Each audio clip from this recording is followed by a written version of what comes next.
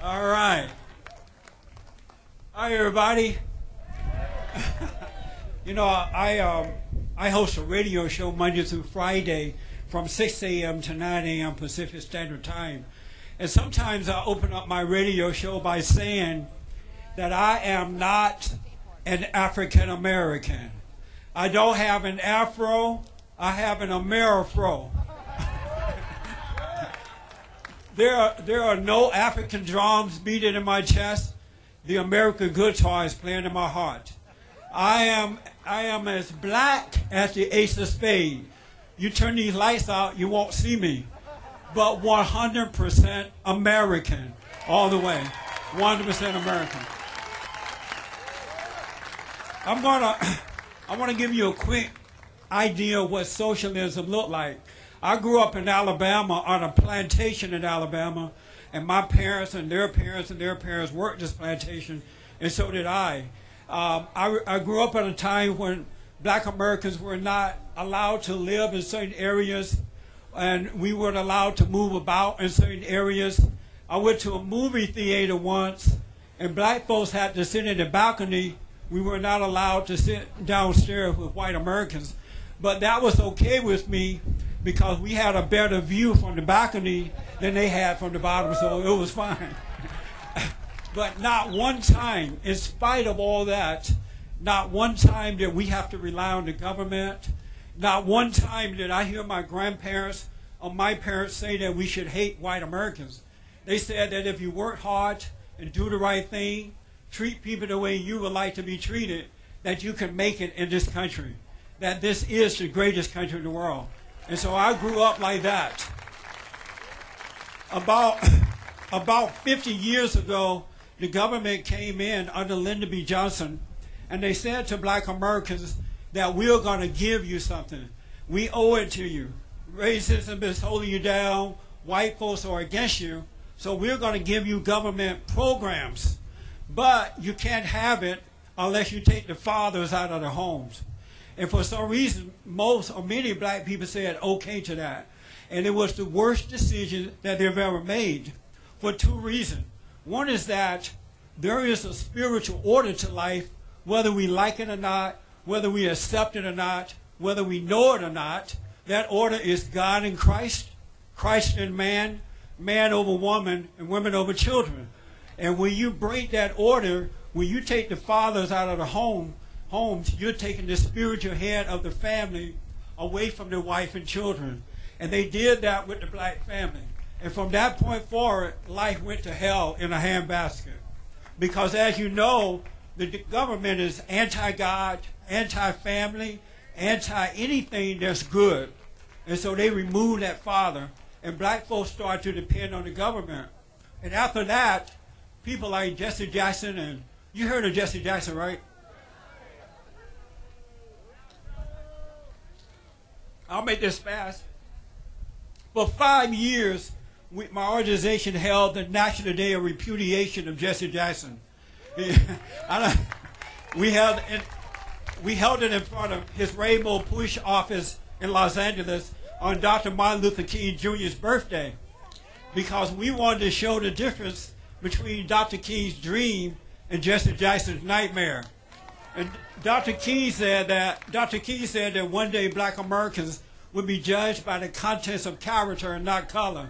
But because of the government and the godless black leadership, like the NAACP, Jesse Jackson, and most of the black preachers who are not called by God but by their mama, black folks lack character.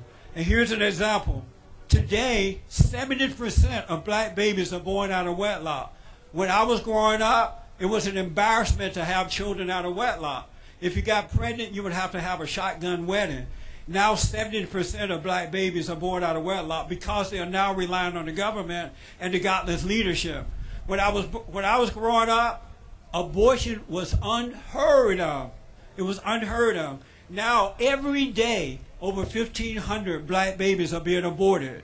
And 70% of Planned Parenthood abortion mills are located in the inner cities around the country because the fathers are not there to protect their wives and children from this wickedness. And so we held this rally to expose Jesse Jackson, And we did it on Dr. King's holiday so we could expose him. Jesse Jackson cheated on his wife. He took his then girlfriend to the White House under the pretense of Counsel Bill Clinton, who had cheated on his wife. Remember that? And I believe they gave each other the high five, like right on. And I did it too, you know.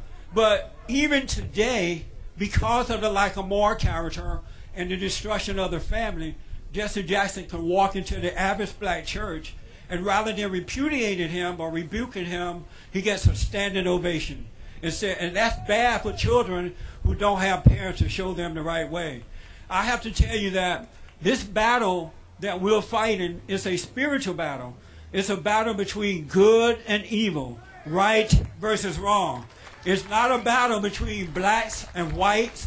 It's not a battle between men and women, but right versus wrong. And I want to say to white Americans that you have to get over the fear of being called a racist. You have allowed the NAACP, you have allowed Jesse Jackson and us to divide us with one word, and that word is racism. And as a result of your fear, we now have the worst president that this country has ever experienced. The worst president, the worst. Barack Obama is a liar. He is a racist. He is a redistribution of wealth. He is a black liberation theology believer. He is Israel-hating kind of a man. He is Jesse Jackson, Louis Farrakhan, Al Sharpton, the NAACP, the Congressional Black Caucus, all wrapped up in one. It's the same man.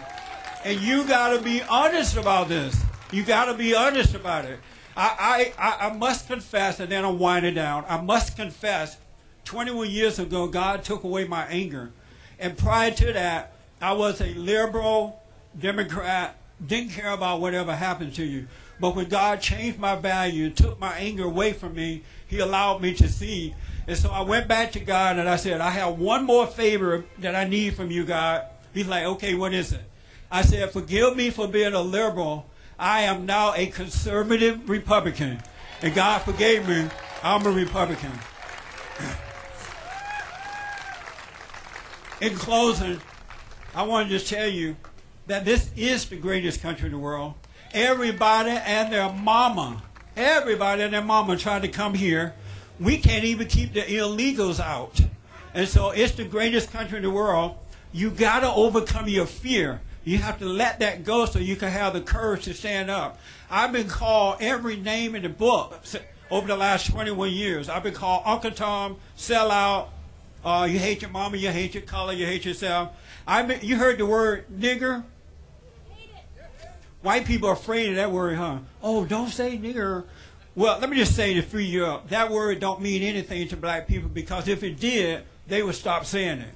And the word will fade away. It's just another way of controlling white Americans. But get over your fear.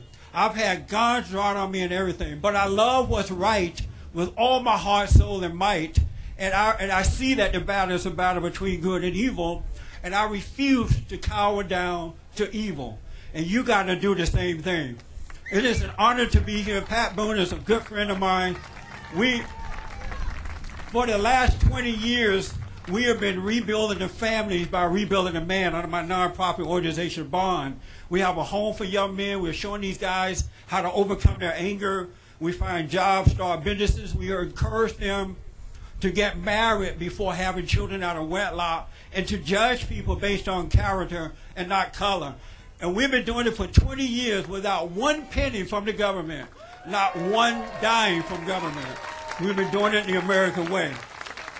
And this coming October 16, 2010, we're having a major celebration at the Radisson Hotel out by the airport.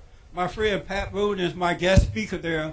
And I want to invite everybody and their mama to come out and meet some of the young men and women that we have been able to help to overcome that anger and take control of their lives. We have some material over here at the table, so pick some of that up. Again, overcome your anger so you can overcome fear. Speak up, but don't resent. And there is nothing on earth that can stop you